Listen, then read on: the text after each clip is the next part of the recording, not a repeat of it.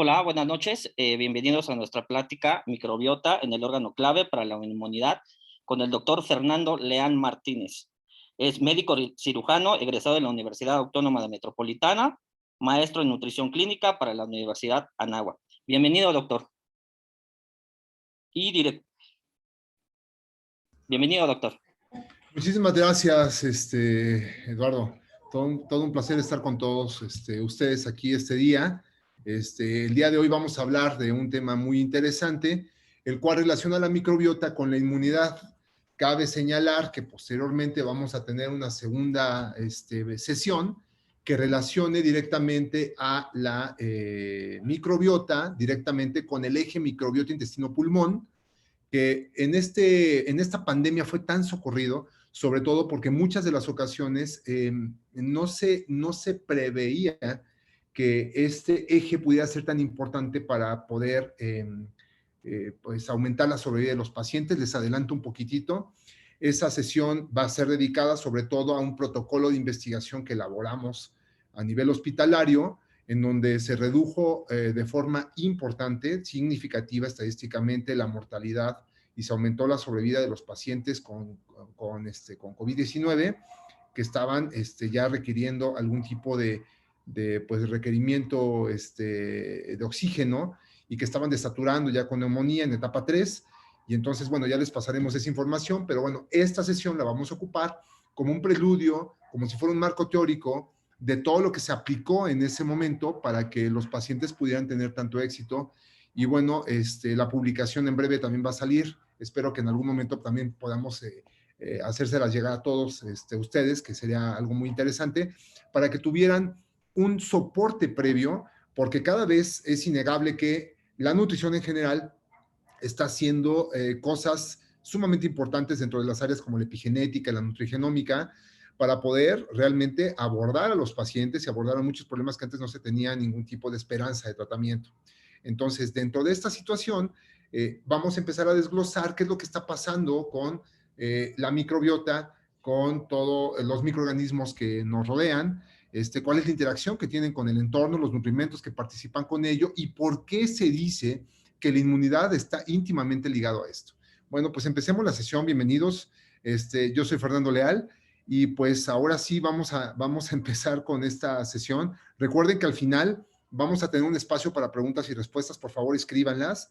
Ya, ya las leeré y posteriormente trataré de darle seguimiento a todas ellas para que no quede absolutamente ningún cabo suelto con respecto al tema. Bueno, pues empecemos la sesión. Esta sesión se titula Microbiota, el órgano clave para la inmunidad. Y de alguna forma, realmente es un órgano y realmente es clave. Estos dos conceptos vamos a tratar de ligarlos. Recordemos una cosa. Primero, fundamentos básicos. El primero es, el aparato gastrointestinal regula tres funciones importantes: metabolismo, inflamación e inmunidad. Son tres cosas muy importantes que regula este aparato gastrointestinal y que de alguna forma no hemos podido utilizar al 100%, no le hemos sacado el jugo necesario, pese a que se tiene información en la literatura desde hace muchísimos años. Pero vamos a tratar de unir poco a poco cuáles son los vínculos que hay entre la inmunidad y sobre todo también la inflamación, que van de la mano estos dos temas, para que de alguna forma lo podamos aplicar. Recuerden que el comprender nos ayuda a resolver, y esto no serviría de nada si no podemos traducirlo en aplicarlo a nuestros pacientes, que a final de cuentas el beneficio de estar en estas sesiones es que ustedes tengan mucho más conocimiento, mucho más herramientas para poder brindar una mejor atención a todos los pacientes, que a final de cuentas es a los que nos debemos, ¿no? Bueno, pues empecemos la sesión. Ahora sí, miren, empezando con el concepto de comprender para resolver. Paso número 1, nosotros tenemos que analizar que al inicio de todos los tiempos, en cuanto a nuestro planeta se refiere, si estamos imaginando que nuestro planeta no tenía atmósfera y que era pues un fragmento de roca flotante en el espacio, alrededor, flotando en este sistema solar, de alguna forma tuvo que allegarse de una atmósfera. Y al parecer los primeros pues seres que empezaron a poblarla, que fueron los responsables de generar la mayor cantidad de oxígeno en este planeta para poder hacer la biosfera, fueron las bacterias. Y estas bacterias al parecer llegaron en meteoritos, y estos meteoritos de alguna forma pues son son billones de años los que a tiempo atrás pudieron llegar a ser los primeros moradores y estos a su vez empezar a ser las primeras moléculas reales en nuestra Tierra. Aún así, ya mezclando todos los elementos del CHOMS, carbono, hidrógeno, oxígeno, nitrógeno, fósforo y azufre, pudieron empezar a hacer cada vez moléculas más complejas. Les muestro de este lado, esta es la foto, la microscopía electrónica de una cianobacteria, que se supone que fueron los organismos más primitivos, es una bacteria, se les denomina procariotas, son organismos primitivos, muy primitivos, que solamente tienen una membrana celular, un citoplasma y fragmentos de ADN flotantes por todo el citoplasma. Esta cianobacteria, de alguna forma, si la vemos en la siguiente diapositiva, vemos con esta microscopía electrónica que tiene una forma de espiral muy peculiar. Es exactamente igual a una hebra del ADN o del RNA, se constituye bajo el mismo acomodo porque tiene una cantidad muy similar de nucleótidos, tiene unos elementos muy parecidos y no es una casualidad. Estas cianobacterias, que en la actualidad conocemos a muchas de ellas como clorela, espirulina y otras microalgas, de alguna u otra forma empezaron a ser los primeros microorganismos que empezaron a ceder una gran cantidad de oxígeno a todo el entorno. De hecho, se han hecho misiones especiales para ver toda esta situación y han corroborado que efectivamente estas microalgas generan una gran cantidad de oxígeno, sobre todo cuando se va al espacio. Entonces, ¿esto por qué es tan importante? Porque de alguna forma nosotros tenemos aquí un diseño de lo más básico que hay sobre células procariotas. Miren, tenemos aquí la membrana celular, tenemos el citoplasma, tenemos el material genético regado y estas, células bacterianas, de alguna u otra forma tuvieron que aprenderse a comunicar. Pero no solamente comunicarse, sino aprender a sobrevivir y poder evolucionar. Cuando hablamos de un tema evolutivo, no estamos hablando de regresiones, estamos hablando del progreso. De alguna forma, estas tuvieron que adaptarse y adaptación es progreso también a la vez. Y entonces empezaron a generar ciertas proteínas para que la membrana fuera mucho más resistente, su comunicación fuera mucho más efectiva. Pero si algún factor las agredía, estas bacterias empezaban a morir súbitamente. De repente empezaron a saber cómo defenderse y una vez que ésta aprendía a defenderse, empezaba a envolver esa información genética que inducía la síntesis de proteínas y generaba estos fragmentos llamados plásmidos, los sacaba de su membrana celular y entonces los recibía otra bacteria y esa bacteria al momento de recibirlos los integraba a su propio genoma y entonces replicaba en automático esa información para también poderse defender. De esta manera las bacterias empezaban a comunicar su forma de sobrevivir. Que esto es algo muy importante porque al momento de manifestar esta sobrevida, de alguna u otra manera también empezaron a hacer resistencia, lo que nosotros conocemos ahorita como resistencia a los antibióticos o resistencia bacteriana a los antibióticos, se dio a raíz de la formación de estos plásmidos. De alguna u otra forma tenemos ese punto tan brillante que se da al momento de que nosotros estamos queriendo atacar a un grupo de microorganismos, esos microorganismos aprenden a defender. Pero lo curioso es que en el proyecto Genoma Humano y el proyecto Microbioma Humano, lo que estuvo dándonos de información es que también estas bacterias son capaces de ceder estos plásmidos, pero al hospedero humano. Efectivamente, así como lo escucharon, el hospedero humano recibe esos fragmentos de plásmidos, esos fragmentos genómicos, y los integra a su propio ADN para poder expresar proteínas y también adaptarse y defenderse. Lo que pasa con una persona que está en un clima frío, pasa a un clima cálido, o una persona de clima cálido a un clima frío, no es que vayan a tener un deceso, sino más bien se empiezan a adaptar mimetizándose con las bacterias del entorno para que les pasen información y posteriormente sobrevivir. Eso es lo que realmente se está haciendo con esta información genética. Lo más importante es que en ese proyecto Genoma Humano y el Microbioma Humano, lo que se describió es que aproximadamente el 90% de los genes de un ser humano son de origen bacteriano. ¿Qué quiere decir? Que somos un producto de la evolución.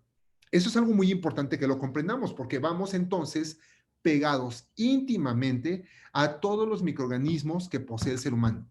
Si nosotros queremos responder adecuadamente ante agresiones del entorno, ya sea inmunológicamente, ya sea inflamatoriamente o metabólicamente hablando, necesitamos forzosamente de la interacción con los microorganismos que nos rodean para poder hacer una señalización adecuada y defendernos y tratar de responder a una velocidad rápida.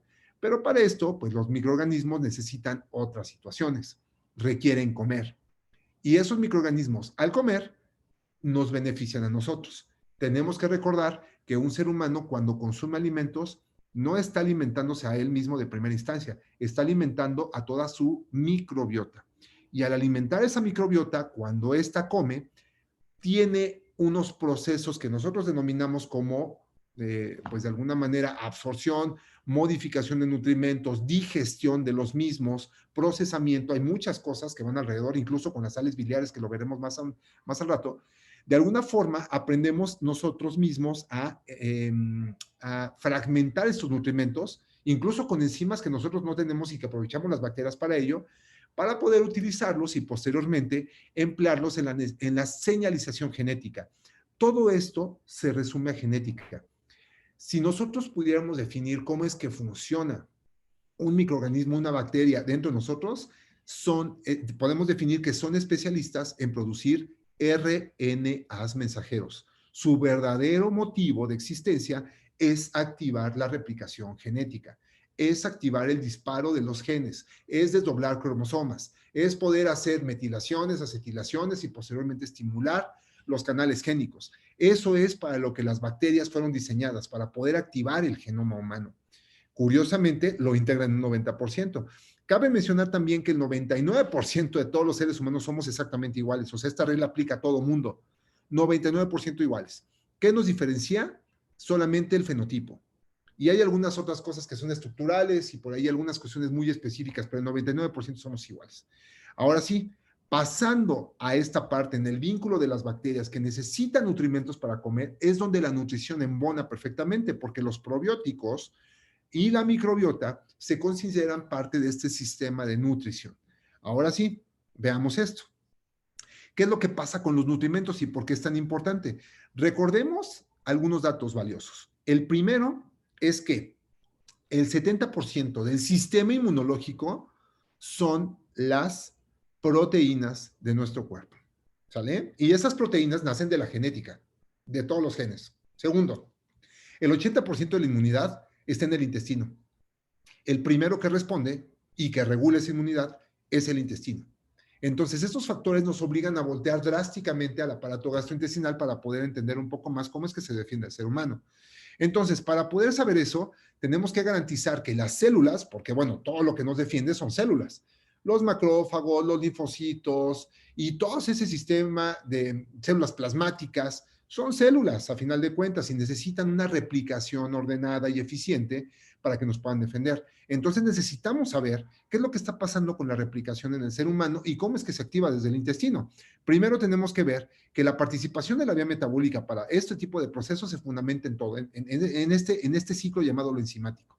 Las holoenzimas son las responsables de activar todas y cada una de las funciones en nuestro cuerpo. Todas las funciones celulares y metabólicas se activan mediante este sistema holoenzimático, que lo constituye principalmente una coenzima, que es regularmente le llamamos aquí proteína. A ver, aquí les voy a poner, esta es una proteína, y la proteína también a su vez se deriva en otro complemento llamado coenzima. Y a esta coenzima, que regularmente es una vitamina, se le junta acá arriba un cofactor. Y ese cofactor regularmente es un metal, pero eventualmente las vitaminas también las hacen de cofactores. Entonces tienen fusiones diversas.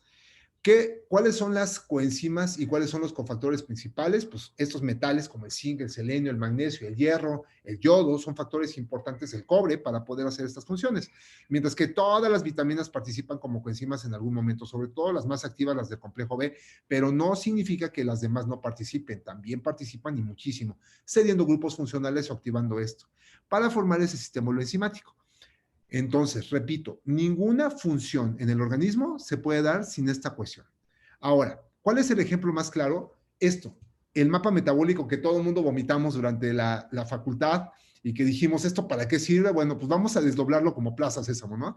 Vemos aquí la glucosa, que la glucosa la consumimos de los alimentos, ¿sale? Frutas, etc., ¿no? Y bueno, tenemos que al entrar a la célula tiene que fosfatarse por medio de la tiamina. Adquiere un grupo fosfato en la posición 6 y se llama glucosa 6-fosfato. Aquí tiene dos caminos importantes. Si se va hacia este lado, hacia la derecha, entonces va a perder un carbono y va a ser una pentosa. La pentosa más famosa se le conoce como ribosa. Esta ribosa, entonces ya viene fosforilada en el carbono 5 y su función principal es hacer bases nitrogenadas. Adenina, guanina, citosina, timina y uracilo.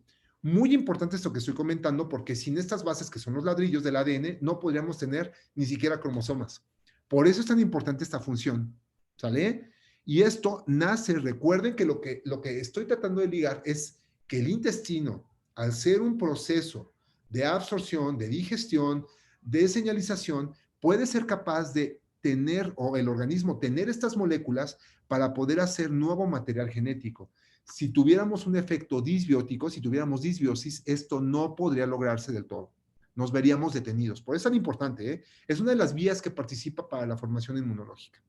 Por otro lado, tenemos que si se va para abajo, va a tener dos funciones, principalmente generar energía, y si no genera energía, entonces va a tener una segunda función, que es, de alguna forma, poder hacer grasa, pero también puede hacer proteínas, y también puede hacer todos los canales. Y recordemos que las proteínas son el 80%, el 70% de todas las defensas en el cuerpo. Por eso es tan importante comprender estos ciclos. Pero para que se pueda hacer, requerimos de esto: biotina, tiamina, ácido pantoténico, colina, ácido nicotínico, neuroflamina, vitamina B12, todas las vitaminas y minerales están involucrados en este proceso. Y estos, afortunadamente y desafortunadamente para algunos, viene su proceso después de la digestión de los alimentos, después de su absorción y metabolización a nivel intestinal, y esto es íntimamente dependiente de la microbiota. Ahora, ¿por qué es tan importante señalar esto? Porque ahora veamos esto. Esto que estoy señalando aquí, esta azúcar, esta pentosa, es la pentosa que tenemos aquí. Esta ribosa que salió de la pérdida de un carbono por parte de la glucosa, que es una hexosa que se volvió pentosa, es esta que tenemos aquí en amarillo. Se fosforiló en el carbono 5. Bueno, pues de este carbono, que es el 1, empieza a crecer esta base nitrogenada que dijimos que de aquí, de estas vías salían estas bases, y entonces esto lo voy a pasar para este lado. Esta es una adenina. Y entonces la glutamina le pega un nitrógeno, el ácido fólico le pega un carbono, el aspartato le pega un nitrógeno, el bicarbonato le pega un carbono, la glicina un nitrógeno, el formato, bueno, el ácido fólico otra vez le pega otro carbono y la glutamina le pega otro nitrógeno junto con los enlaces o los grupos metilo que se emplean con la vitamina B12. Todos estos procesos se dan gracias a que se absorben los sustratos en el intestino y están formando esto, que es una base nitrogenada, pero así se forma la adenina, la guanina, la citosina, la timina y el uracilo. Si a esto que le llamamos adenina o adenina monofosfato le pegamos otros dos fosfatos, generamos una molécula de ATP, ¿sale? O adenin trifosfato. Fíjense, todo esto nace desde la genética y de la producción que podemos obtener con los sustratos obtenidos desde la absorción a nivel intestinal y que dependen íntimamente de la microbiota. Por eso es tan importante. Entonces, ahí empezamos a hacer nuestra cadena y formamos posteriormente todos los cromosomas que tenemos, que son 46. Bueno, algunos varían en algunos individuos, depende del caso, pero el promedio manejamos 46 cromosomas que de alguna forma nosotros podemos integrar para poder desplegar todas las funciones celulares en nuestro organismo y entonces así poder sobrevivir, adaptarnos, defendernos. Esto también depende de un fenómeno llamado epigenética, porque aunque tengamos algún tipo de genes expuestos o no, podemos expresarlos o no debido a la epigenética, que ese va a ser un segundo tema que nosotros vamos a manejar posteriormente. Bueno, una vez viendo esto, tenemos que recordar que para poder hacer una replicación celular ordenada, necesitamos observar el ciclo celular, pasar de la fase G0 a la G1 y hacer toda la vuelta al ciclo celular, pero para esto necesitamos ciclinas. Y estas ciclinas también son dependientes de nutrimentos: zinc, ácido fólico, selenio, glutamina, ácidos grasos omega 3. O sea, todos estos nutrimentos participan alrededor de esta activación celular, al igual que la replicación, la transcripción y la traducción de todo el ADN, porque aquí, por ejemplo, estamos favoreciendo la producción de proteínas con este tipo de fenómenos. Pero para que esto se pueda dar, necesitamos tener todos los nutrimentos en un orden adecuado y una cantidad adecuada.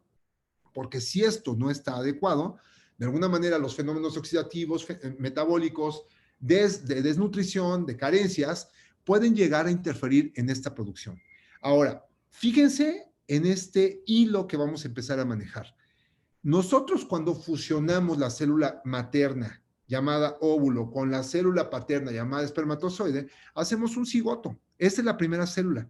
De aquí empezamos con los fenómenos de replicación celular. Y entonces tenemos dos células que su material genético va a ser el mismo, y luego 4 que el material genético va a ser el mismo, y luego 8, y luego 16 que el material genético va a ser el mismo. Aquí en la etapa de la mórula y en adelante se empieza la epigenética y la diferenciación celular. Y esto que estamos viendo aquí a su derecha es una imagen de un embrión de 4 semanas. Este embrión de 4 semanas lo que tiene hasta el momento es el tubo neural ya constituido, el intestino primitivo y la eminencia cardíaca. Aquí en este momento es donde se va a empezar a formar el eje intestino-cerebro, ¿sale? Se empieza a unir las conexiones porque es lo primero que se forma. Y entre estos van a conectar de todas las conexiones neuronales a todos los órganos que van a nacer. No es casualidad ver que el intestino tiene el 50% de las neuronas de nuestro cuerpo y el otro 50% se encuentra en esta parte, en el sistema nervioso central.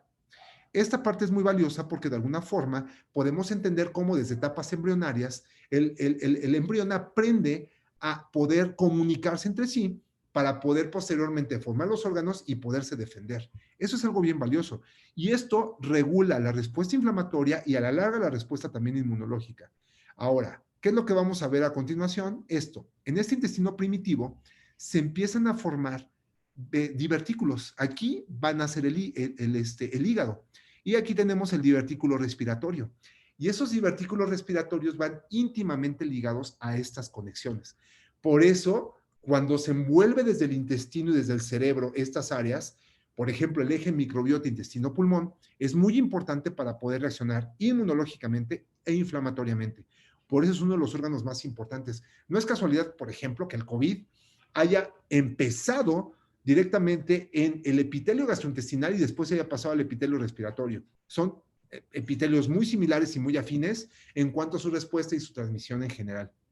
Ahora, aquí vemos el conducto vitelino. Se va a conectar directamente para formar el cordón umbilical y posteriormente, una vez que se conecte, lo que tenemos es que la mamá empieza a transmitir las primeras bacterias a el embrión. Esto es algo maravilloso porque al tener esas primeras bacterias, empezamos a tener una formación completa del eje microbiota intestino-cerebro en esas etapas gestacionales, que va a permitir especializar a los órganos, abrir, cerrar genes cuando se necesiten y posteriormente aprenderse a defender y adaptar, a especializar cada uno de los órganos. Por eso es tan importante todo esto, porque la función inmunológica empieza a regularse a raíz de todo esto. Ahí, en ese momento, nace toda la regulación. Posteriormente, entonces, tenemos que definir microbiota y microbioma. Con esto nos estamos refiriendo a todas las especies de microorganismos. Pero cuando decimos microbioma, estamos asociando a todos los genes plásmidos que están desempeñando. Nosotros tenemos que interactuar directamente con el microbioma para poder saber qué es lo que va a venir como adaptación en las siguientes generaciones o incluso personas que pasan de un ecosistema a otro, cómo es que van a sobrevivir, adaptarse y poder incluso en sus siguientes generaciones transmitir esa información, para bien o para mal, porque nosotros podemos hacer que esta información se mueva para los lados que queramos. Ahora, posteriormente, una vez teniendo esto y entendiendo este proceso, tenemos que ver que la microbiota no es un órgano fácil, ¿eh? Hay reglas para poder entender. Uno, primero es una huella, es una identificación. Nadie, absolutamente nadie tiene la misma microbiota que el otro individuo. Pero ojo, las personas que duran mucho tiempo, por ejemplo, casadas o en relación conjunta, empiezan a adquirir la microbiota del cónyuge, que es algo muy importante. Incluso se empiezan a parecer fenotípicamente, empiezan a parecerse sus costumbres, sus hábitos, sus reacciones. Recordemos que en el intestino también se regulan los principales neurotransmisores que van a hacer que la psique del ser humano pueda ser regulada. Por ejemplo, serotonina, dopamina, incluso melatonina para poder dormir adecuadamente.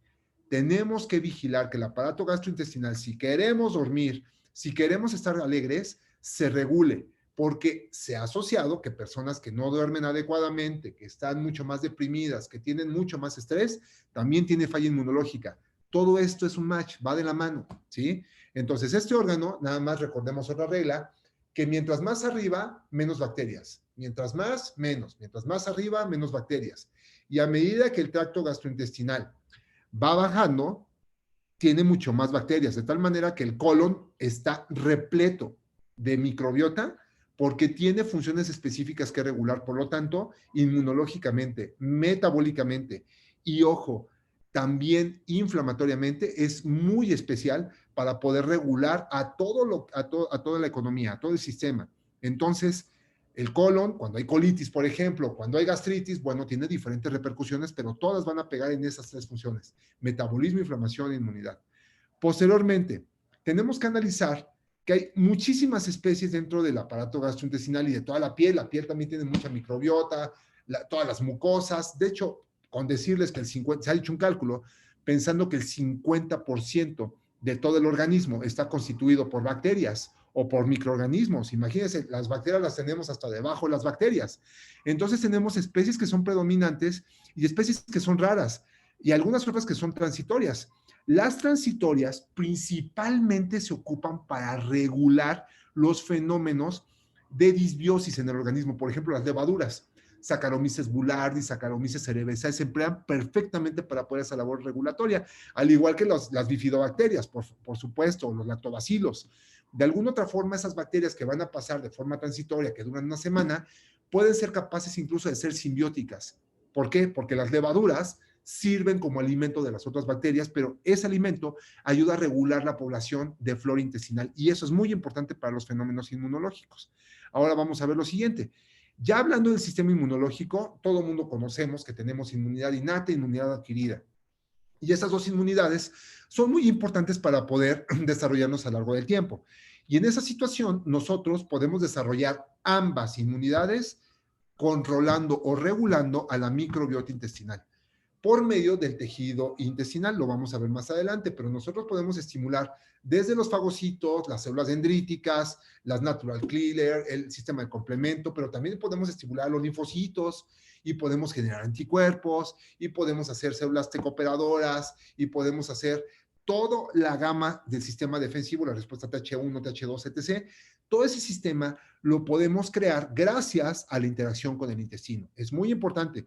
No quiere decir que las células sean creadas totalmente ahí, ¿sí? Quiere decir que son reguladas. Incluso los factores quimiotácticos primarios y los factores a distancia son regulados desde el intestino. Entonces, veamos esto. Uno de los ejemplos más claros es esto, el MALT.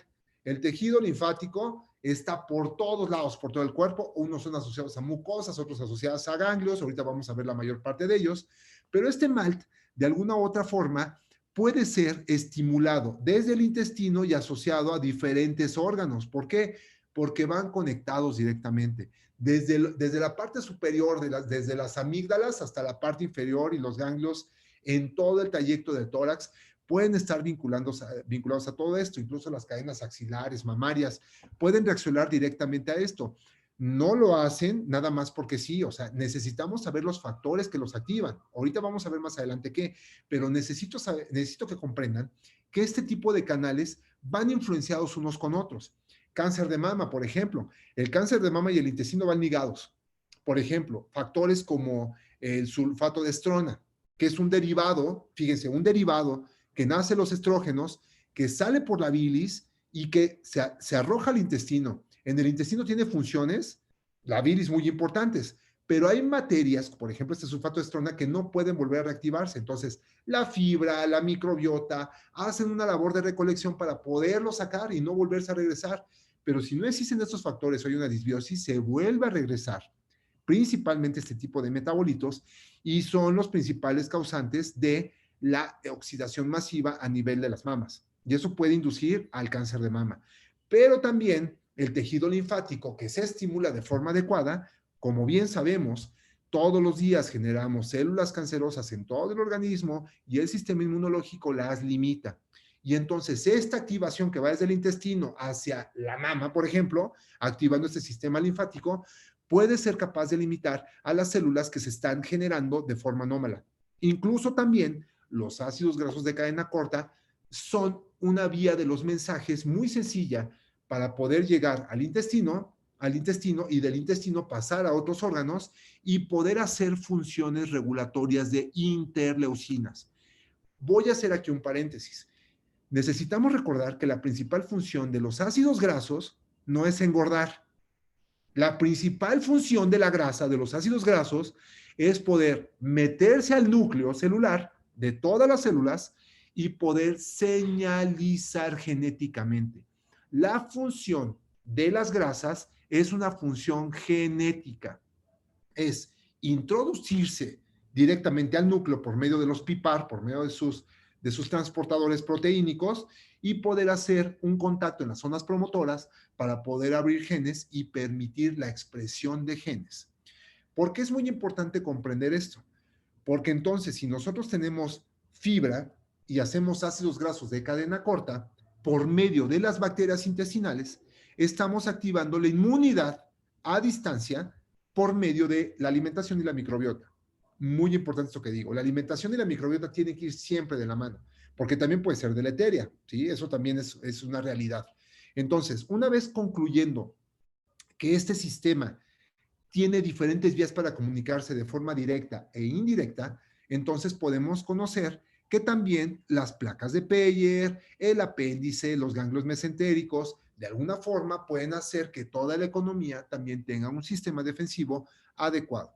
Lo que estamos viendo aquí con el GALT es que este sistema linfático y estas placas de Peyer y estos ganglios linfáticos mesentéricos de alguna forma también tienen una forma local y una forma a distancia de comunicarse. Uno, las células dendríticas generando principalmente metabolitos y interactuando con los ácidos grasos de cadena corta, porque como les dije, el ácido graso se mete y señaliza. Si metemos grasa omega 3, esta señalización va a ser antiinflamatoria. Si metemos grasa omega 6, va a ser principalmente inflamatoria. Pero los ácidos grasos, sobre todo el butirato, lo que hace es producir interleucinas que van a generar desinflamación. Muy importante esto, pero también van a señalizar incluso neurogénesis. O sea, para generar neuronas también son importantes estos fenómenos. Entonces, lo que va a incrementar la inmunidad también va a incrementar el intelecto y el sistema nervioso. Por eso es tan importante comprender estas placas de Peyer.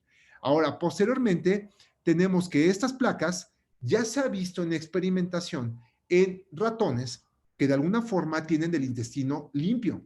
Son ratones especiales llamados knockout, que de alguna forma nosotros tenemos para no tener ningún tipo de microbio dentro del aparato gastrointestinal.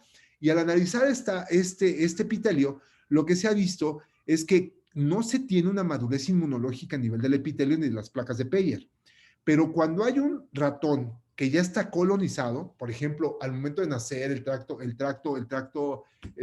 de salida, de alguna forma el contacto con el entorno, el alimento, o la transmisión por parte de la mamá a nivel uterino de estos microorganismos, lo que está sucediendo es que las placas de Peyer obtienen una especialización diferente que es mucho más necesaria para la sobrevida de un paciente, en este caso los ratones, ¿no? Pero lo mismo pasa en el ser humano. ¿Qué pasa cuando a un individuo le estamos haciendo una cirugía y, por ejemplo, tenemos un barrido de toda la flora intestinal, le lavamos el intestino, le lavamos la tripa?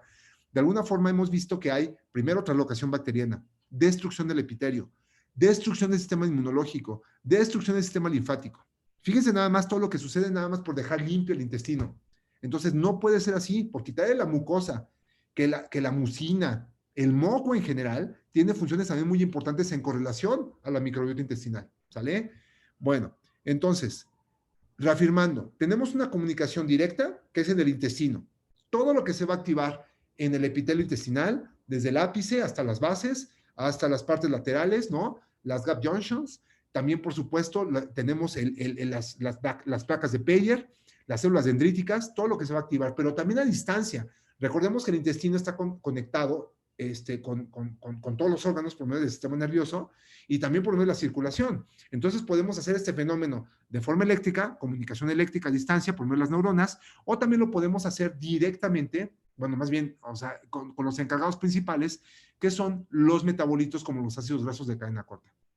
Estos ácidos grasos de alguna forma van a viajar a distancia, se van a meter en las células, por ejemplo, el pulmón, y van a empezar a señalizar interleucinas. Y eso es algo muy importante para poder hacer quimiotaxis y para poder hacer defensa local. Incluso los promotores de la respuesta TH1 y TH2 es muy importante regularlos desde el intestino.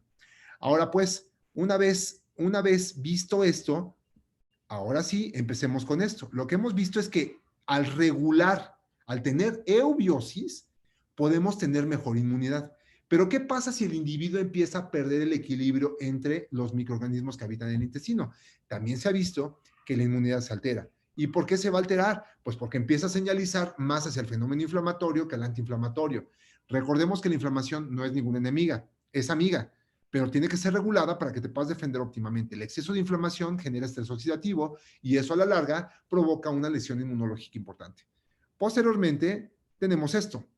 Una vez que comprendemos que los alimentos son importantes para hacer funciones prebióticas, y cuando digo prebiótico es el alimento, ojo, el alimento de estas bacterias, ¿sale? Y entonces, una vez teniendo funciones de alimento o de alimentación a estas células que llamadas bacterias, de alguna u otra forma pueden hacer sus funciones celulares. Todos los nutrimentos funcionan como prebióticos, pero uno de los más estudiados para la inmunidad son los carbohidratos complejos y los oligosacáridos. Estos oligosacáridos, por ejemplo, la inulina, los fructooligosacáridos, los galactoligosacáridos y otras más familias, lo que hacen principalmente es generar ácidos grasos de cadena corta en interacción con la flora intestinal. Y esto se debe a la fermentación. Y una vez que se generan esos ácidos grasos de cadena corta, llamados butirato, acetato, propionato, y bueno, en las diferentes direcciones, van a poder interactuar, como les dije, van a pasar por ciertas proteínas a través de la membrana de todas las células a donde lleguen y van a poder señalizar para hacer quimiotaxis y empezar las respuestas inmunológicas conducentes, desde las innatas hasta las adquiridas. Por eso es tan importante.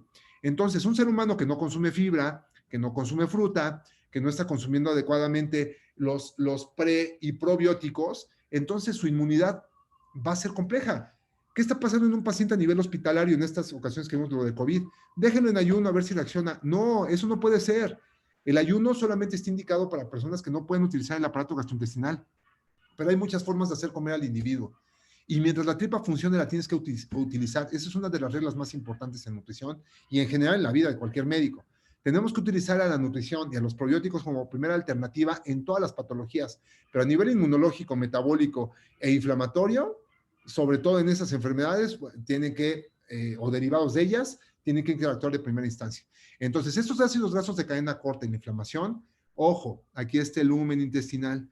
Una vez que interactúan y que se generan estos ácidos grasos de cadena corta, pueden ser capaces de regular in situ o a distancia la regulación a la baja de interleucinas para moderar la inflamación.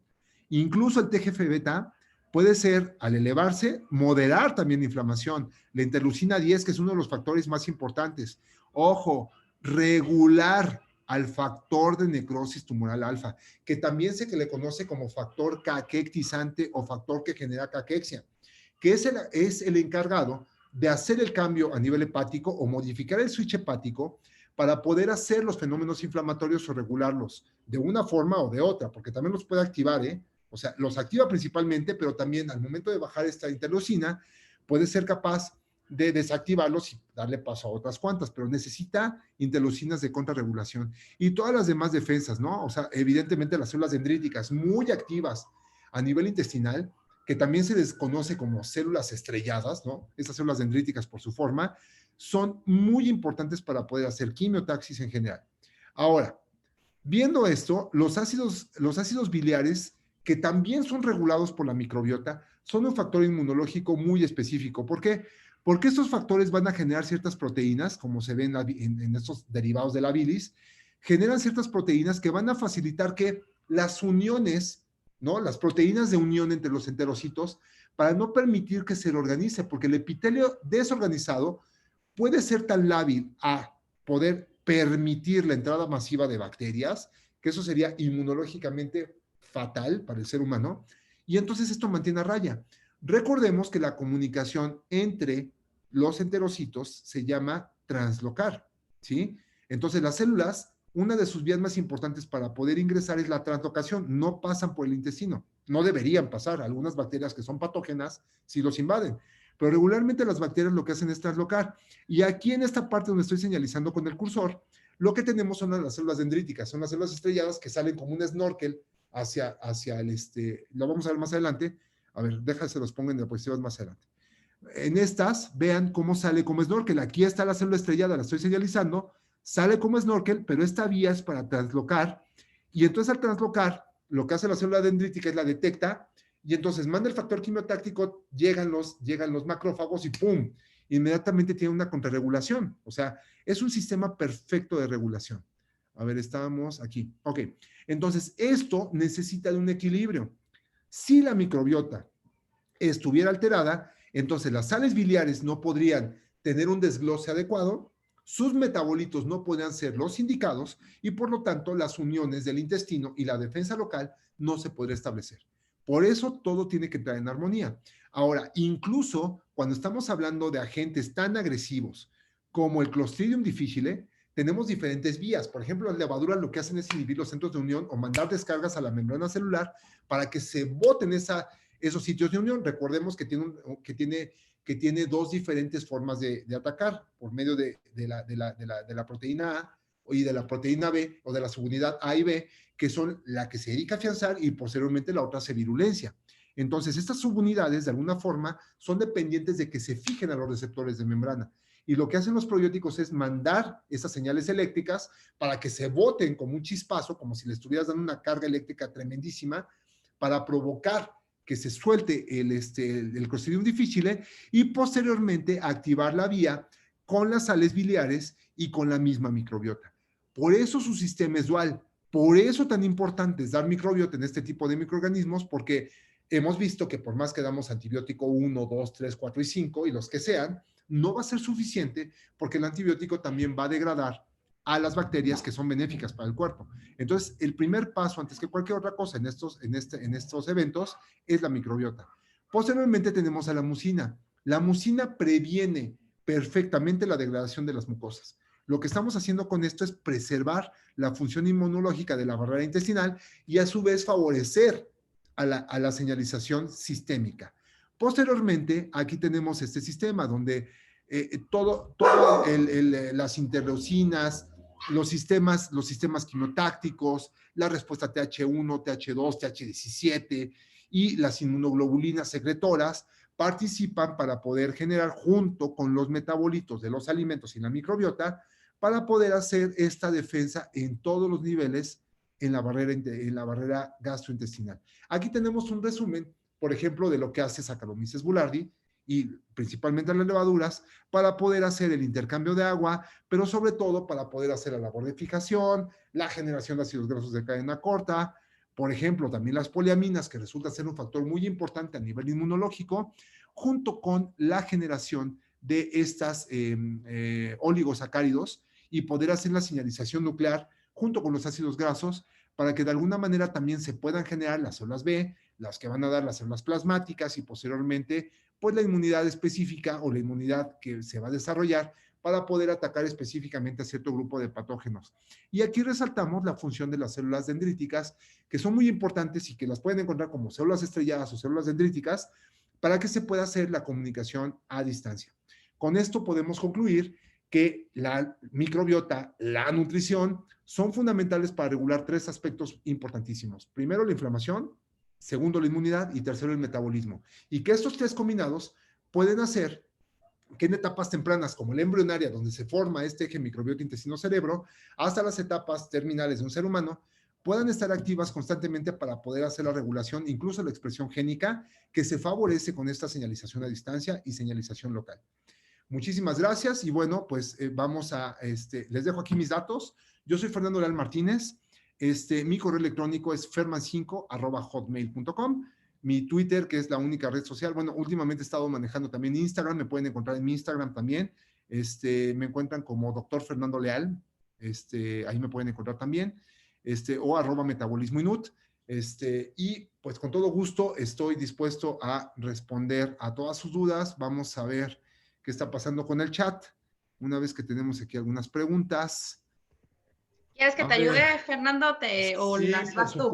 por supuesto, Roxy, me puedes ayudar, por supuesto, ahí. Claro, digo, para que estar aquí, ¿no? Bueno, pues muchas gracias. Primero que nada, muchísimas gracias. La verdad es que siempre va a ser un placer escucharte.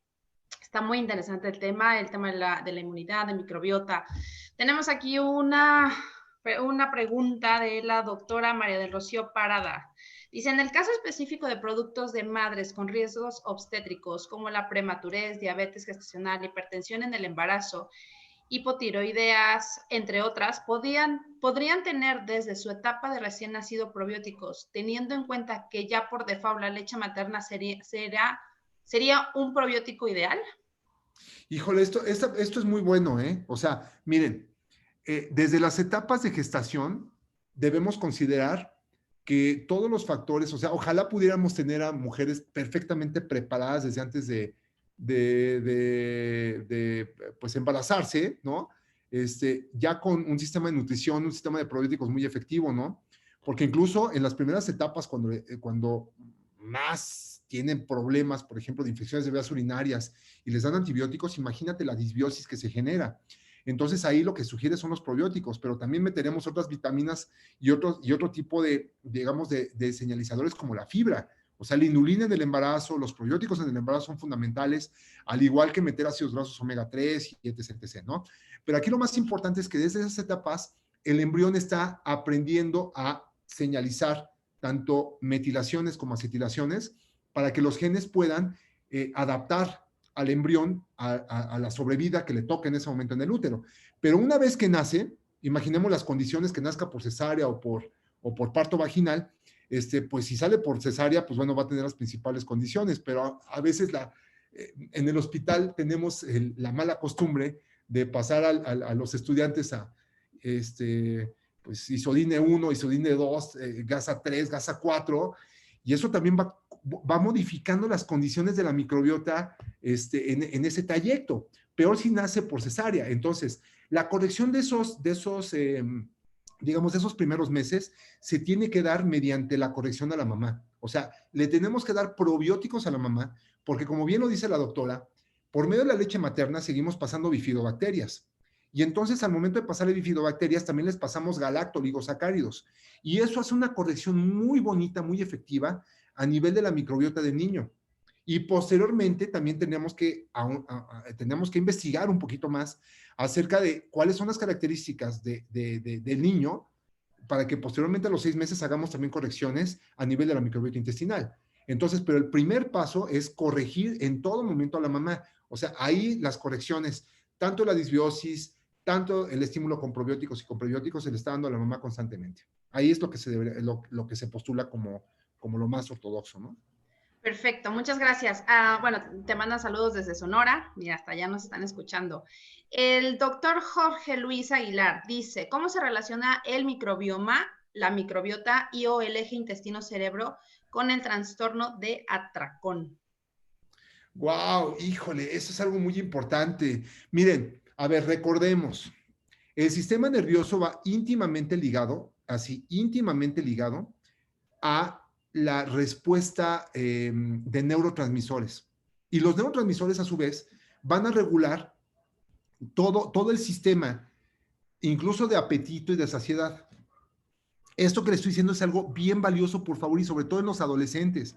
Las mujeres que están menstruando empiezan a tener alteraciones en, uno, la microbiota y dos, en los sustratos, por ejemplo, las vitaminas del complejo B. Entonces, si hay alteraciones en la microbiota y hay alteraciones en los sustratos importantes como algunos aminoácidos, en este caso triptófano, vitamina B3 que es el ácido nicotínico, vitamina B6 y vitamina B12, no podríamos generar serotonina, no podríamos generar dopamina, que esas dos son muy importantes para las adicciones o la respuesta al entorno, ¿no? Al estado de ánimo de una persona. Y el último es la melatonina, que es la respuesta al sueño. Y entonces todo esto se ha vinculado a los trastornos de atracón. ¿Por qué? Porque va íntimamente ligado a cómo estamos respondiendo ante los orexigénicos y a los anorexigénicos. Esa respuesta se va modificando. Entonces, una persona con disbiosis, que tiene el eje microbiota intestino-cerebro alterado, que está consumiendo poca fibra, que tiene estreñimiento, que tiene colitis, gastritis o cualquier otro padecimiento del aparato gastrointestinal, en automático tiene mucho más predisposición, no nada más al atracón, sino a cualquier trastorno de la alimentación. Entonces, es muy importante que antes de hacer cualquier abordaje, primero corrijamos el aparato gastrointestinal, el aporte de probióticos y posteriormente estemos dando un adecuado o un balance en la nutrición. Eso es forzoso, ¿eh? Y no lo vamos a lograr, desafortunadamente, metiendo cosas que vayan a destruir a la larga también a la microbiota, como la carne. Porque también en esta regulación, en las dietas que tenemos de moda, que no me quiero meter tanto en eso porque seguramente va a haber un volcadero de preguntas con respecto a la dieta cetogénica y ese tipo de cosas que le pegan durísimo a la microbiota. Tengan cuidado, por favor, con eso, ¿no? De alguna otra forma, tenemos que hacer un balance muy fino y si ustedes llegan a comprender que todo se regula desde el intestino, lo primero que van a tener que resolver en cualquier patología, en cualquier entidad, es el aparato gastrointestinal y el aporte de probióticos, ¿sí? Perfecto. Los invito, bueno, primero a todos a que nos den sus preguntas por medio del chat. La siguiente pregunta es, ¿sería la explicación de las infecciones recurrentes en los adultos mayores que dan origen a cuadros agudos súbitos, cuyo denominador común es el estreñimiento? Sí, claro, por supuesto. O sea, mira, aquí es lo importante. Vuelvo a repetir, esto es una pregunta que viene como que con la cola de la otra. Les dije, cualquier factor que agreda al intestino, estreñimiento, colitis, gastritis o cualquier fenómeno, le pega principalmente a la inmunidad. Pero en los ancianos, en el adulto mayor, lo que se tiene es que también se empieza a perder musculatura. Tenemos músculo liso, músculo estriado. Aquí hay dos factores muy importantes. Ese pool de aminoácidos que va a constituir al 60% de la musculatura en el ser humano, lo constituyen glutamina y arginina. Y esos dos, ojo, esos dos aminoácidos en el paciente adulto mayor regularmente escasean y están íntimamente ligados a la microbiota. Porque lo que se ha visto es que cuando le das glutamina a un paciente que tiene disbiosis y aparte probióticos, lo que hace es reparar rápidamente la disbiosis, porque va a integrar más rápido el epitelio intestinal. Entonces, como ya lo vimos en la sesión, si a un adulto mayor que tiene sarcopenia y que está perdiendo músculo liso y músculo estriado y que por ende también tiene falla inmunológica, si hacemos esta corrección, lo que va a suceder es que en automático vamos a tener un mejor pronóstico en la inmunidad. Pero les tengo una noticia muy importante. Quien regula la inmunidad en los adultos mayores también está ayudando a no degradar rápidamente el sistema neurológico. Aguas con el Alzheimer, ¿sale? Porque esa parte va íntimamente vinculada también a este tipo de fenómenos. Pero la buena noticia, aunada a esto, es que también la neurogénesis, la neuroplasticidad y la neuroregeneración, o sea, la plasticidad y la regeneración neuronal, están ligadas a esto que les estoy platicando ahorita. ¿Existen los tres fenómenos y se pueden hacer los ancianos? Sí. Entonces, lo que le está pegando a la inmunidad le va a pegar al cerebro. Analicen, quien me preguntó esto, analicen estos casos. Le está pegando la inmunidad, chequen la memoria. Vean cómo está actuando a la par con la memoria, porque van con el mismo hilo. Necesitamos meter estos componentes para poder sacar estos dos fenómenos, ¿sí? Muchas gracias, Rox. Perfecto, dice, bueno, la pregunta anterior, perdón, era de la doctora Irene del Socorro Rivas, ya está contestada, doctora. El doctor Gustavo Castañeda dice, por lo que explicó, los enemas que se hacían empíricamente como remedio para muchas enfermedades afectaban terriblemente al intestino, ¿correcto? Mire, híjole, doctor Castañeda, ahí me está metiendo una estaca ahí en el corazón. Mire, lo que pasa es que los enemas se han ocupado ancestralmente y son muy buenos cuando son aplicados correctamente, pero tienen que favorecer a la replicación, digamos, de microorganismos. Si nosotros barremos totalmente el moco, sin sentido, sin saber aplicar bien un enema adecuado, porque hay lavados colónicos y los ocupan perfectamente para poder mejorar, ¿no? Pero si no lo hacen correctamente o lo hacen de forma indiscriminada, eso también puede llegar a afectar a las personas. Ojo, lo mismo pasa, voy a hacer otro extremo, doctor Castañeda. Una persona que toma agua en ayunas, si es por disciplina, pues le va de maravilla, ¿sí? O sea, medita, hace ayurveda, está en la mañana tranquilito, toma su agua caliente, en ayunas, no le pasa nada. Pero si es un cuate que está desordenado, que ayuna como puede, que trabaja en no sé qué empresa de probióticos y que no le da tiempo de desayunar y que se sale nomás con un vaso de agua en la mañana porque pues, es lo único que le dio tiempo, se va a generar una gastritis tremenda porque va a barrer el moco gástrico. Ahí es donde aplican estas cosas. Entonces puede ser tan bueno o tan malo. No puedo satanizar los enemas porque tienen unas condiciones muy importantes. Se han estudiado ancestralmente, repito, y están indicados para muchos tratamientos, pero necesitamos tener o aplicarlo con personas que realmente tengan un conocimiento de ello, ¿eh? O sea, no puede ser utilizado así de forma indiscriminada. Tengan mucho cuidado con eso. Perfecto, gracias. El doctor José Luis Ramírez dice, ¿qué pasa con el paciente diabético juvenil y diabetes tipo 2? ¿Tiene alguna correlación con la disbiosis? Wow, el paciente diabético tipo 1, bueno, y el tipo 2 juvenil, el tipo MODY, fíjense que este tipo de pacientes está íntimamente ligado a la microbiota, porque el metabolismo, por ejemplo, nosotros tenemos unas cosas en el intestino llamadas sincretinas. Entonces, curiosamente, esas sincretinas son las que van a mandar la señalización para que el GLP, que es una proteína que necesitamos forzosamente para la expresión de la insulina, para que se pueda activar ese disparo de señalización de la insulina, sean efectivas. Y esas se regulan en el intestino. Entonces, una persona regularmente con problemas metabólicos también tiene problemas de disbiosis. Severo problema. Porque entonces esa persona, por más que demos, incluso, como bien saben, hay medicamentos estimulantes de incretinas a nivel intestinal, pues ¿para qué se las da si tiene disbiosis? ¿No? O sea, necesitamos primero reparar el intestino porque lo que sí se sabe es que todo paciente que tenga un problema metabólico va a tener problemas en la microbiota, o sea, hace disbiosis. Entonces, hay que corregir primero la tripa, hay que darle probiótico, hay que corregir la alimentación. No tenga, a ver, repito, no tenga miedo de darle a estos pacientes fruta. Lo que más se le tiene que dar a esos pacientes es fruta. ¿Por qué? Porque esos sustratos, esos fructooligosacáridos, son los que van a hacer que se señalice junto con los probióticos que les den este tipo de sustancias como las sincretinas. Y a su vez van a mandar el disparo al hipotálamo, el hipotálamo va a regresar ese disparo directamente hacia el páncreas, se va a activar la producción de GLP, posteriormente la producción de insulina, y entonces también se va a permitir que las membranas celulares puedan captar directamente esta glucosa. El problema con los pacientes con diabetes, sobre todo tipo 2, no es tanto incluso la producción de insulina, es que las membranas celulares están alteradas. Recuerden que los GLUTs, que es por donde va a pasar la glucosa, se producen en el momento. Y para eso necesitan llegar a una membrana saludable que tenga una señalización correcta, active a los segundos mensajeros, a las proteínas G, señaliza el núcleo y se puedan producir en automático estas donitas con proteínas incrustadas llamadas GLUTs. Y en el momento se van a incrustar para que se pueda absorber la glucosa. Pero todo eso es un proceso. Necesitamos realmente corregir el disparo desde la tripa.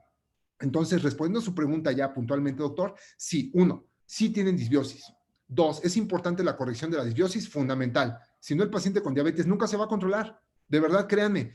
Oye, tiene una gastropatía diabética y tiene todo ese rollo. Pues sí, tiene carencias del complejo B, tiene alteraciones en el sistema nervioso, pérdida de la mielina, también, por supuesto, tiene alteraciones en la motricidad intestinal, en la secreción de sustancias, pues es parte de la consecuencia. Y voy a hacer un paréntesis. Todo aquel paciente que tome metformina tiene que tomarse probióticos, obligatorio. Y 2, inyectarse complejo B, principalmente vitamina B12. Porque si no lo hace, va a disparar la neuropatía. Y esa neuropatía, a la larga, vamos a pensar que es una complicación de la pura diabetes. Y eso no es correcto, ¿eh? O sea, eso es un error que se comete constantemente en el sistema médico. Hay que tener cuidado. Gracias. Perfecto. Ay, perdón, se me fue. El doctor Gustavo otra vez dice, la microbiota intestinal es muy variada. En esos casos de disbiosis, ¿por qué un medicamento con una sola cepa de probiótico podría corregir dicha alteración?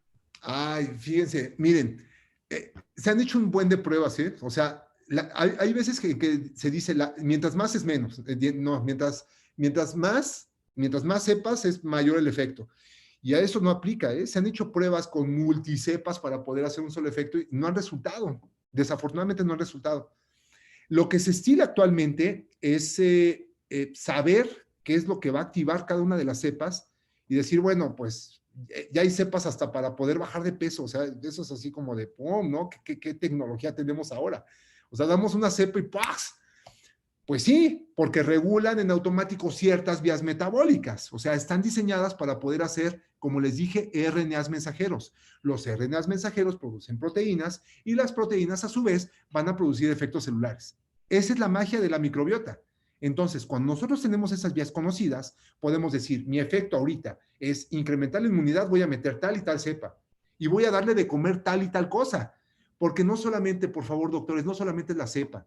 ¿De qué sirve que les den, por ejemplo, Saccharomyces boulardii? O les den Rhamnosus, o les den lo que se les antoje darles, ¿no? Porque eso ya lo estudiaron y ya lo saben. Si no le dan de comer esa cepa, a lo mejor la cepa de Saccharomyces boulardii le encanta la inulina, pero si ustedes le dan carne de puerco, en lugar de darles inulina, lo que van a permitir es la replicación de firmicutes. Y de alguna forma eso va a permitir a que todo el tiempo esté desbalanceado el sistema, ¿no? O a lo mejor yo quiero estimular a mis bifidobacterias, pues les doy de comer tales cosas. Les doy ciertos derivados o algunos sueros de lácteos. Ah, pues bueno, está perfecto. Necesito conocer el probiótico y qué es lo que come. Literalmente es eso. Entonces, puede ser una cepa siempre y cuando de alguna forma sepamos su función. ¿Ok? Perfecto. La doctora Angélica dice, excelente ponencia, muchas felicidades. Dice, Gracias. el niño y el adulto mayor con estreñimiento recurrente, ¿cuánto tiempo recomiendan los probióticos? ¡Wow! Muy importante, doctora. Miren, uno, reglas. El 70-80% de la población mexicana tiene parásitos hasta no demostrar lo contrario. Entonces, por favor, hagan un estudio de parásitos. Seguramente el estreñimiento puede ser asociado a esto. Y los parásitos, a su vez, también provocan disbiosis. Entonces, tendríamos que corregirlo. ¿Cuál es lo correcto? Mi recomendación, ojo, mi recomendación, basada en las reglas epigenéticas y los tiempos epigenéticos. ¿Y por qué epigenéticos? Porque necesitamos saber cómo va a ser un cambio permanente. Lo que hacemos es, le damos 5 días, ya se le quitó, ya, fue el estímulo. Y entonces ese estímulo va a regresar en automático cuando suspendamos el tratamiento. Entonces, las reglas son 3 meses, 6 meses, 2 años, dependiendo de la gravedad y del tiempo que haya transcurrido en el problema. Por ejemplo, le dieron vancomicina a un paciente, ¿no? O le dieron acitromicina y no corrigieron la disbiosis y le generó un daño de disbiosis por un periodo de 2 años. Tengo que dar el mismo periodo de corrección con probióticos de forma alternada, o sea, por pulsos, o sea, 7 días, 10 días, suspenderlo, 10 días, suspenderlo, y los primeros 3 meses darlo corrido, para que, aunado a la alimentación, durante 2 años, pueda llegar a corregir todos los efectos. Entonces, muy importante. Ahora, el estreñimiento siempre mejora manteniendo una hidratación adecuada, porque en el colon el agua es fundamental y necesitamos hidratación. El incremento de fibra a mínimo 30 gramos al día, mínimo de 30 a 35 gramos al día de fibra. Fibra soluble, fibra insoluble, ¿sale? Inulina es una de las excelentes alternativas, lo repito una vez más, pero pues cualquier semilla, fruta, boom, eso es muy importante. Cereales sobre todo integrales, ¿no? Balancear una alimentación de frutas, vegetales, cereales combinados con leguminosas y raíces en un 70% de la alimentación del ser humano. Y entonces corregir la microbiota de este paciente por este periodo que estoy diciendo. Los 3 primeros meses, estímulo permanente y después por pulsos durante 10 días. 10 días, suspendemos 20 y otra vez repetimos 10 días. Porque si lo hacemos de esa manera, aseguramos que ese paciente ya no vaya a reincidir. El problema es el apego de los pacientes y también que el médico sea lo suficientemente convincente para que el paciente siga las indicaciones. Gracias. Perfecto. El doctor Fernando Campos pide una recomendación. Dice, hay con frecuencia recién nacido con el diagnóstico de potencialmente infectado por RPM, tomado a partir de las 18 horas de la ruptura. Con ojos cerrados iniciamos antibióticos de amplio espectro, que es Ampia, Mica o Genta. ¿Qué les sugieres para no iniciar con antibióticos de inmediato para evitar el daño en la microbiota? Híjole, bien, ya no estamos brincando de tema, ¿no? O sea, pero lo voy a contestar. A ver, es que ese caso es muy específico, o sea, necesitamos saber bien cómo está la cosa. Si la pregunta es, ¿cómo no iniciar antibióticos? Pues eso va a ser muy complicado porque de alguna forma probablemente lo necesite. Ahora, si llegan a estar forzosamente antibióticos, aquí el chiste es la protección, porque una vez que existe una infección, todas las guías te van a señalar antibióticos, o sea, no va a haber más. Antibióticos para todos lados. ¿Qué tenemos que hacer? Preparar, por el amor de Dios, a la mamá. No mantener al niño en ayuno, por favor. Hay miles de formas. Si está alguien en terapia intensiva por ahí escuchándome y le suena el grillito bueno por este lado, por favor, les encargo de sobremanera, no dejen esos niños en ayuno. El caso de que puso el doctor es muy específico. Y ese paciente regularmente lo canalizan a otro lado, ni le dan leche materna, ni no hace nada. O sea, realmente lo aíslan. Por favor, no lo dejen más de un día. Esa es una de las cuestiones muy importantes, doctor, para que este niño pueda tener una mejor respuesta. Está la nutrición parenteral. Denle la nutrición parenteral. Cuando puedan empezar a darle la nutrición, que la mamá se siga sacando la leche para que no pierda el estímulo. E inmediatamente a la mamá seguirle dando probióticos y fomentarla hasta que podamos darle la leche materna a ese niño. O si se la puede sacar, ¿no? Y empezar a dar mediante vía oral una nutrición mixta, ¿no? O sea, sería muy importante, pero eso serían las recomendaciones, porque en el caso de los antibióticos tenemos que abrir otro debate totalmente diferente, que no es el tema de esta sesión, pero sí el de la cobertura del aparato gastrointestinal, tanto para la mamá como para el niño, porque las rupturas prematuras de membranas aguas, o sea, sobreviven los niños, pero la secuela inmunológica que generan, las alergias que se generan y el daño inmunológico para el niño está bien documentado. Y eso lo podemos corregir con estas medidas que les estoy comentando. ¿Sale? Gracias. Perfecto, vamos con una pregunta más, digo, para no alargarnos mucho más del tiempo. Dice la doctora Virginia, ¿en niños con intolerancia a la lactosa les ayudaría el uso de probióticos? ¡Wow! ¡Qué buena pregunta! ¿Quién hizo esa pregunta, Rox? La doctora Virginia Estrella Pinto. Muy bien, doctora Virginia Estrella, le mando un fuerte abrazo hasta donde esté, no sé. Y yo creo que muchos de los médicos que están aquí igual ya los conocían, ¿no? Ya me ha tocado un tour enorme por allá, pero les mando un fuerte abrazo a todos por allá. Miren, todas las alergias se regulan desde el intestino. Repito, todas las alergias se regulan desde el intestino. Entonces, uno de los aspectos más importantes para las intolerancias, o sea, para el rechazo a algunos alimentos, algunas proteínas que contiene el gluten, que contiene la lactosa o algunos otros tipos de alimentos, es fundamental la corrección de la disbiosis generada en estos pacientes, porque todos lo tienen. Les voy a poner un caso muy extremo. Me llegó una paciente que solamente podía tolerar los limones. Era la única fruta que toleraba, los limones. O sea, comía cualquier cosa y tenía reacciones alérgicas de forma impresionante. O sea, imagínense el grado de desnutrición con la que me llegó ese paciente. Era una muchacha, ¿no? Y empezamos a corregir el aparato gastrointestinal, así con mucha puntualidad, así muy buenas indicaciones. Y la primera fruta que toleró fue el plátano. No es casualidad, porque el plátano tiene un alto nivel de inulina y un alto nivel de fructooligosacáridos. Y empezó a hacer una buena combinación. Entonces, aunado a eso, empezó a tolerar cada vez más. Ahorita la llevamos en 10 frutas ya toleradas. Pero imagínense de vencer este proceso cuando en toda su vida no había podido hacerlo. Lo mismo en este caso. Las alergias se piensa que no se pueden curar, ¿no? Se pueden minimizar. Hay tratamientos inmunológicos muy específicos para ello, para poder contrarrestar esa parte. Pero lo más valioso es la corrección del aparato gastrointestinal. Entonces, los probióticos son obligatorios, la corrección de la alimentación, incluso dermatólogos, aguas asociados a alergias. Los dermatólogos te dicen, no, la nutrición no tiene nada que ver, los probióticos no tienen nada que ver. No, tienen todo que ver. O sea, no se vendan eso. Cáncer. Alimental, pacientes alimental, tumor, tampoco, mentira. O sea, de una vez váyanlo borrando de sus cabezas. Eso no tiene que ver, tenemos que cambiar esa conducta.